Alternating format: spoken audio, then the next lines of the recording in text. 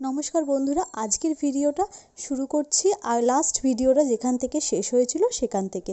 তো যারা যারা লাস্ট ভিডিওটা দেখোনি, তো আগে গিয়ে তোমরা ওই ভিডিওটা দেখো, তাহলে এই ভিডিওটা বুঝতে পারবে। তো ওয়েলকাম সবাইকে, পিঙ্কিস পার্সোনাল লাইফস্টাইলে তোমাদের অনেক স্বাগত। চলো আজকের ভিডিওটা শুরু করা যাক। তো যথারীতি কথা বলতে বলতে দেখো পৌঁছে গেছি। আর এই শিবের মন্দিরটা অনেকেরই অজানা।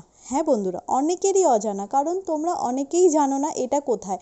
তো তাদের জন্য বলে রাখি, এটা ব্যাঙ্গালোরে আদিযোগী নামে এটা অবস্থিত।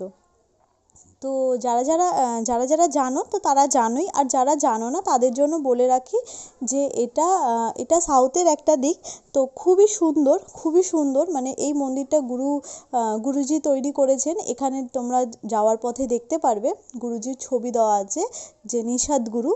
তো সদ্গুরুর একটা, ওই দেখো সামনেই দেখা যাচ্ছে সদ্গুরুর একটা বড় ব্যানার।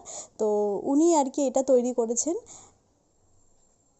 তো আমরা ওখানে পৌঁছে গেছি প্রায় আধা ঘন্টা থেকে এক ঘন্টার মধ্যে আমরা পৌঁছে গেছি। এরপরে আমাদের এখানে পার্কিং ছিল, যার জন্য আমাদের গাড়িটা আর এগিয়ে যেতে দেয়নি, আমাদের এখানেই নামাতে হয়েছে। তো ড্রাইভার আঙ্কেল উনি ওখানে গাড়িটা পার্কিং করে দেবেন। তো এখানে নেবে বন্ধুরা, কি বলবো, কেমন লাগছে ওয়েদারটা আগে তোমরা বলো। যেন মনে হচ্ছে আকাশে কেউ তুলো ছড়িয়ে দিয়েছে, এত ভালো একটা ক্লাইমেট, এত ভালো একটা ওয়েদার। এখানে এসে মনটা যেন জুড়িয়ে গেল।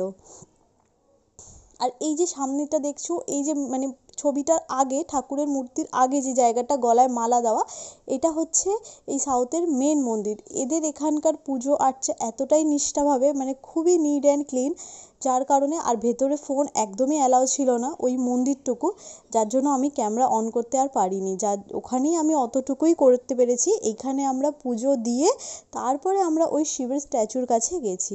তো তোমরা ভিডিও দেখতে থাকো, আশা করি তোমাদের ভালো লাগবে। আর আমরা কারা কারা গেছি তোমরা তো অবশ্যই লাস্ট ভিডিওতে দেখেছো, আর নতুন করে কিছু বললাম না।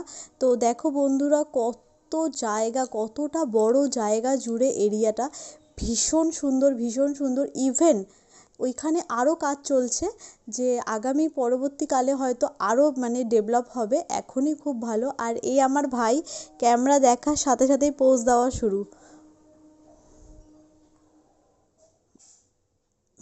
তো দেখো আমরা ওখানে পুজো দিয়ে এবার ওই ঠাকুরের মূর্তির কাছে এগিয়ে যাচ্ছি।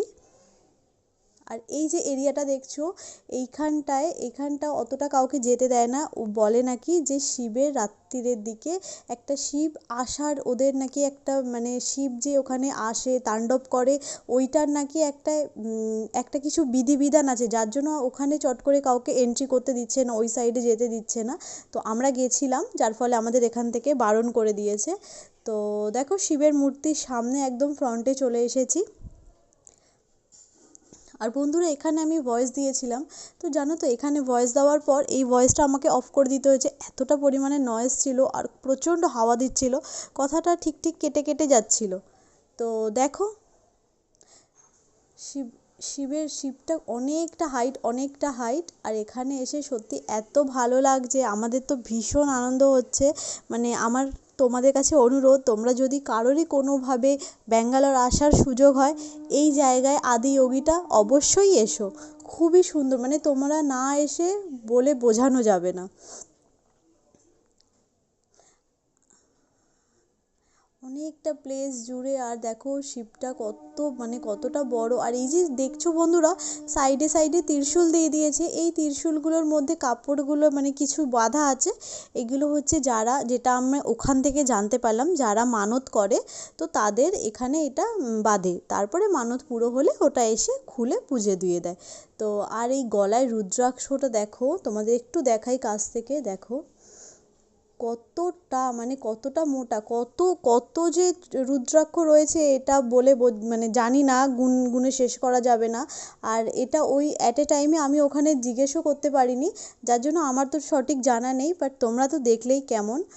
আর পুরোটা আমরা ঘুরে দেখেছি, পুরোটা, যেহেতু ওখানে ক্যামেরা খুব একটা অ্যালাউ ছিল না, যার জন্য খুব একটা ভিডিও করতে পারিনি। তোমাদের জন্য যতটুকু করতে পেরেছি চেষ্টা করেছি। যদি ভিডিওটা ভালো লাগে তোমরা অবশ্যই বন্ধুরা লাইক করো, পাশে থেকো। আর আর কি বলবো আর কিছু বলার নেই। তো চলো, দেখো ওখানে মা বোন সব বসে আছে, তোমাদেরকে নিয়ে যাই ওদের কাছে। ওদের পুজো দেওয়া হয়ে গেছে, ঘোরা হয়ে গেছে।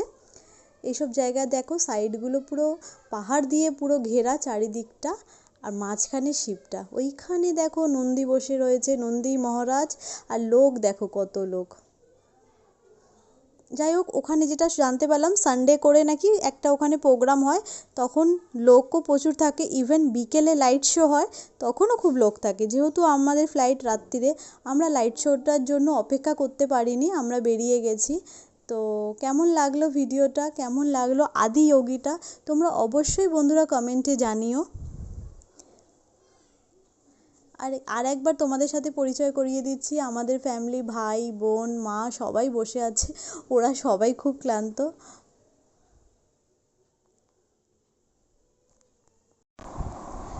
তো আমরা মন্দিরের বাইরে চলে এসেছি। বাইরে দেখো বন্ধুরা, এই স্টল টাইপের আছে, এখান থেকে কিছু কেনাকাটা করেছি। এরপরে আমরা আরেকটু বাইরের দিকে চলে এসেছিলাম, সেখানে এসে দেখছি এই খাবারের দোকান।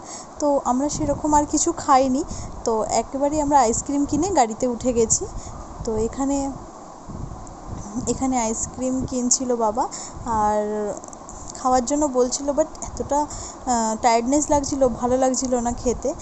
তো দেখো, এখানে আইসক্রিম কেনার পর তোমাদের একটা কাণ্ড বলি, তোমাদেরও শুনে হাসি লাগবে। আইসক্রিম নেওয়া হয়ে গেছে, তারপরে আমার বাবা আর আমার বোনের মধ্যে কে টাকা পেমেন্ট করবে তার নিয়ে প্রবলেম। দেখো, লোকটাও কনফিউজ, এটা পেমেন্টটা কে করবে। তো যাই হোক, ভীষণ সব মিলিয়ে ওভারঅল খুব মজা হয়েছে, তো খুব ভালো লেগেছে। এরপর আমরা এবার বাড়ির দিকে রওনা দেবো, হোটেলের দিকে। ভিডিওটা ভালো লাগলে অবশ্যই লাইক করো বন্ধুরা।